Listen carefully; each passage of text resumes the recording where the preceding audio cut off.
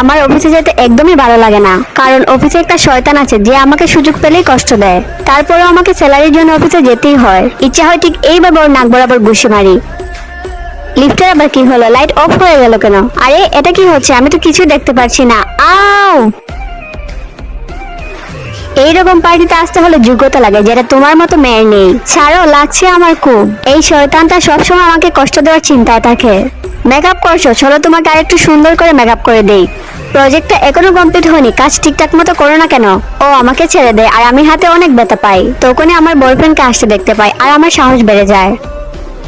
আজকে আমি প্রতিজ্ঞা করেছি, ওর অপমানের বদলা আমি নিবই। How dare you! আমার গার্লফ্রেন্ডের গায়ে হাত দেওয়ার সাহস হয় কি করে তোমার? আবারও ঝগড়া লেগে যায় আমাদের মধ্যে, আর ওরা দুজন মিলে আমাকে মাটিতে ফেলে দেয় টর্চার করার জন্য।